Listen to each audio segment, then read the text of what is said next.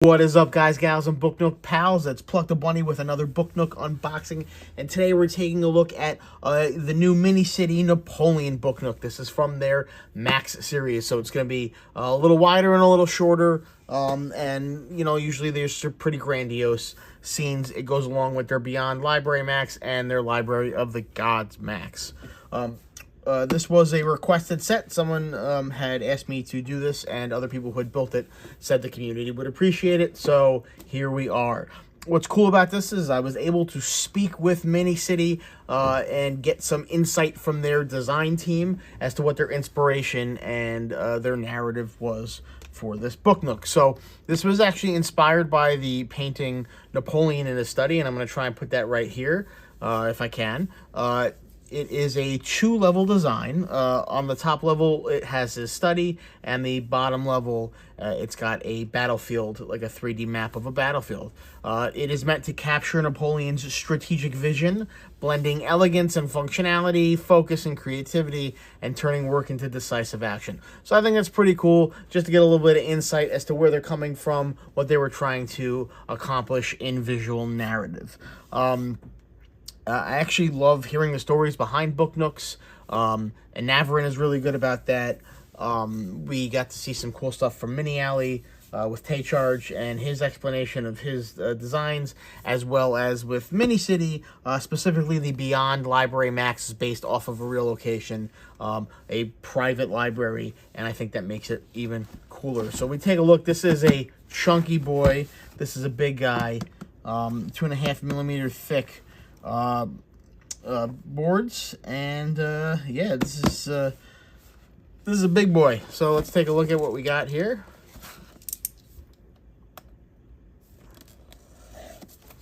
I'm excited to dig into it.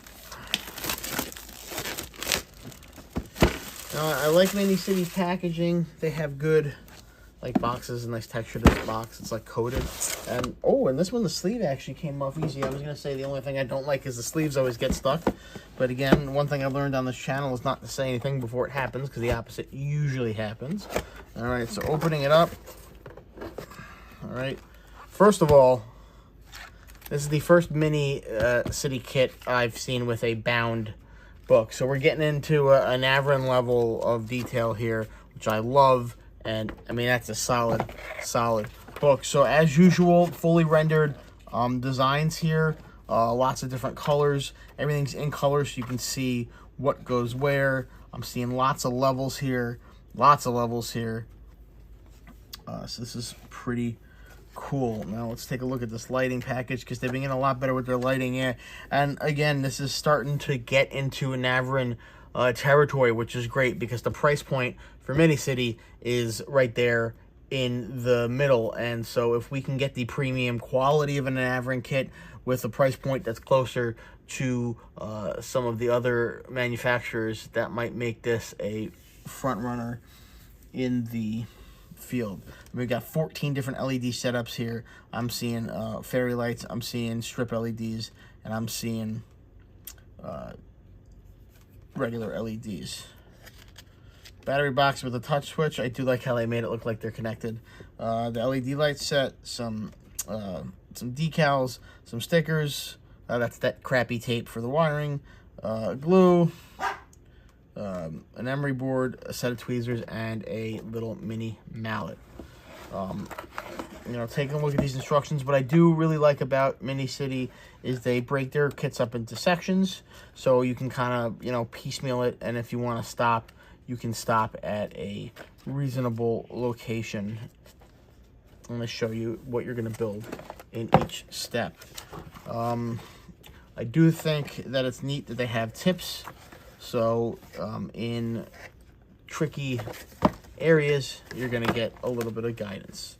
So I'm going to find a spot to put this, because this is, I'll put that under here. All right. Not only do we get a B7000, and it's a Bulai N1, which is a brand that I like. Because, again, B7000 is a type of glue, not necessarily a brand of glue. We got another Thor's hammer, so that can go in the armory over here. Oh, and we got blue tweezers and a black emery board. Well, I'll be. So we'll take the blue tweezers. I love the blue tweezers. Take this emery board, and you all know what we do with that. And we'll take these tape squares and we'll throw them in the garbage. Oh, but wait. 2 tape squares. That's how much light's in here. We'll get rid of that now. All right, this is our giant LED bundle. And what do you say we light this bad boy up for the video? I'm just looking at how much thickness is left. Oh no, I had 2 batteries and I just dropped one. Can I find it? No, I cannot. Sorry guys, it looks like we will not be testing the LEDs unless, haha, have no fear. Nope, have fear. Sorry guys, my terminal messiness has ruined it for us, and we don't have a second battery. What we do have is the ability to pause. So we're gonna knock some stuff over, and we're gonna pause one more time while I put my light back on. All right, if you hung in there, we're checking out the LED bundle on this booknook, this Max booknook. All right, let's see if we can find the touch sensor buried in here somewhere. It's down on the bottom. And, oh. And does appear everything is functioning. One thing I will comment on as it's all white, but that's not necessarily a bad thing because we are talking about a French military officer's study. It's not like he would have mood lighting, and it's not like we're looking at like sci-fi colors. And we're just gonna keep making a mess, so we're just gonna put those over here. All right, guys, so we have our sheet of acrylic. So it's okay that this bend is here. We did see there is a curve in the set, so it makes sense that it would bend. Put that off to the side. All right, underneath we have our 2 sticker sheets. Lots of books I'm seeing, some book covers, and the famous Napoleon on his horse painting.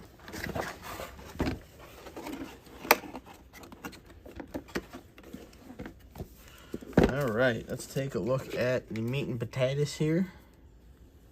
All right, make sure that when we cut in our zigzag pattern. And again, already I'm seeing, I talked about this on some of the Navran videos, the staggered slots to help you identify what you are looking at in terms of like keeping your boards in order if you're not using a numbering system or like some kind of holder system. I think that's, again, a hallmark of a premium kit. MiniCity, again, stepping up their game.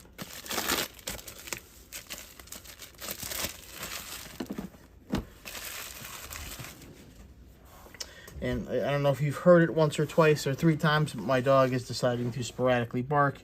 He's an old guy, so it's kind of hard to keep him quiet. I do apologize. So it does look like the first piece on top, I'm guessing the Napoleon crest is going to be our touch sensor. All right. We have some acrylic pieces that are going to be, I'm guessing, the mountain terrain in our battle zone. Now, it's important, guys. I see a lot of people not complain, but lament that they have snapped their acrylic pieces when they're working with them. It's important to use your X-Acto knife, your hobby knife, to cut these connection points between the piece and the board to help get them loose. And similarly, if you're worried about snapping, if you see there's perforations here because he's bent, if you're worried about snapping them, you can lightly score the outside part of the bend. So if you're bending like this, you would lightly score on this side, not maybe a quarter of the way through, just so when it bends, it gives it a little more separation. So that's what we got there. All right. Looks like we got a beautiful piece of roof here, translucent, because I'm sure light's going to come through. Holy moly. Holy moly, guys. This is not for the faint of heart. So we got plenty of soldiers. We got cavalrymen. We got artillerymen. We have lines of soldiers. We got little drummer boys. We got flag bearers. We got cannonballs. We got standards. And we got whatever these tiny little things are. But we got a lot. So there's a lot going on here, guys. So hope you don't cramp, because you're going to be doing a lot of detail work. Holy moly, look at that. Even my dog thinks it's great. Chateau de Fontainebleau. So blue. I guess the House of the Blue Fountain was the name of Napoleon's villa. It's a beautiful outside design, but they're getting really good at their outside art as well. That's the man himself, 1769 to 1821, Emperor of the French. Does anybody know what the significance of this piece of robotics is? I don't think he had a prosthetic. If anybody knows what that is, please let me know. We have some world map here. Oh, so it looks like... Oh, that's cool. So this is our terrain. So it's on a map of Europe. Spain here. Oh. All right. It's going to be probably the overlay for our ceiling here. Ooh, and I'm also liking this. We have some gold foil on here. So I saw this with the Throne series, but MiniCity laying into the premium materials for the printing. So it's not just printed colors, they're actually using like different materials. So you have a matte finish here for the wood and almost like an embossed gold foil for some of these other accent pieces, which I think is really cool. It really contrasts and it gives it more of a, you know, like a real feeling to it. Same here. Bonaparte, assuming this is a quote attributed to him, "Death is nothing but to live defeated, and inglorious is to die daily." And that says Bonaparte, which is his last name. We have some inside printing. I'm guessing this is a photo of the grounds.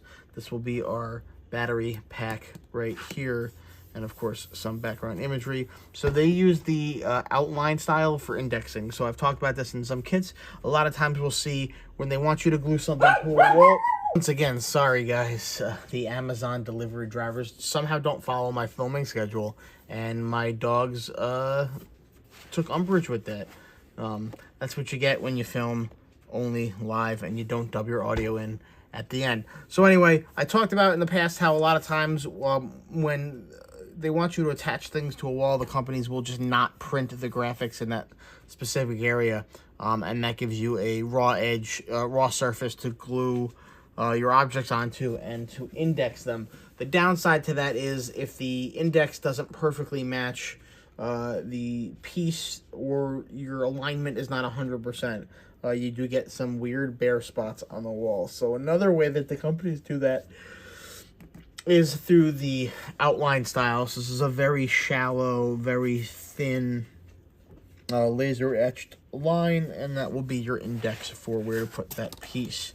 I've talked about this before. Anytime you see a plain double-sided unfinished sheet in a booknook kit, other than just the books, it is usually the indication of high quality of the structure of the build, because that means they're giving you a skeleton and they're really putting attention into the engineering of the kit itself. So that's nice. Some more of this terrain. It does look like there's even in this marble, like this you know, what ostensibly is just part of that staircase. Very faint details there, which is nice. There's you can see the different floorboards and the small color variations in the panels here. Some more blanks for books. Excuse me. A really nice looking carpet. Again, you can see the different colors and the details and the scroll work right here. So much going on here.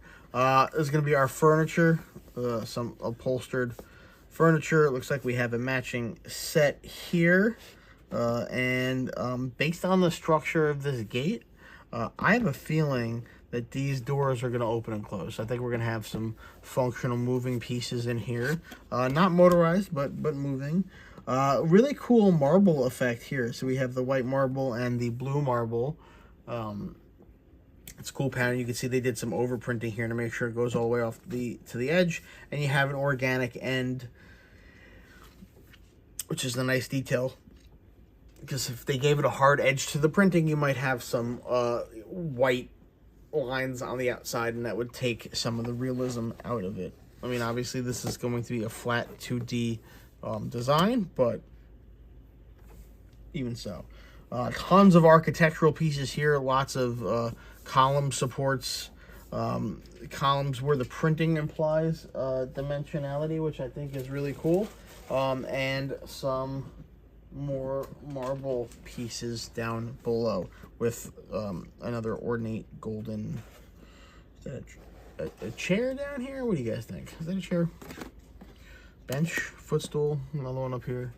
Again, I mean, you can just see, the camera actually picks it up, the variations better than the human eye, but I really just love, and all these wood pieces, there's variation. It looks, right, it doesn't look mass-produced. Nowadays, you look at a wood floor, all the colors are pretty close because synthetic. Not the wood, but the staining. The fact that this has that, the dramatic the color gradient, I think really highlights the handmade and historical aspect of it. We have some we have some bending accordion pieces here, and I have no doubt that these will be nice and supple. Yeah, they are, because I mean, this is a relatively new design. And yeah, guys, a fully double-sided printed, which is not surprising at all on some of these pieces. Three sheets in a row, right? So we got double-sided where we need double-sided. We got single-sided where we don't need double-sided. And we have no printing where it's not necessary. Because, again, this is a kit that was designed with a vision and a purpose. Again, combining functionality and action and aesthetics. And I think that really just sums up what they were trying to accomplish here. So, I don't know about you. I think they accomplished their goal. I think this is pretty awesome looking. I can't wait to build it. Not necessarily looking forward to those tiny little army guys, cutting those out. Make sure you have plenty of space because they might go flying. But that's it, guys. So I'm going to go eat dinner because I believe Napoleon said a army travels on its stomach, or an army runs on its stomach. I don't know, something like that. I'm hungry. So until then, I'll see you next time. Good looking, good nooking.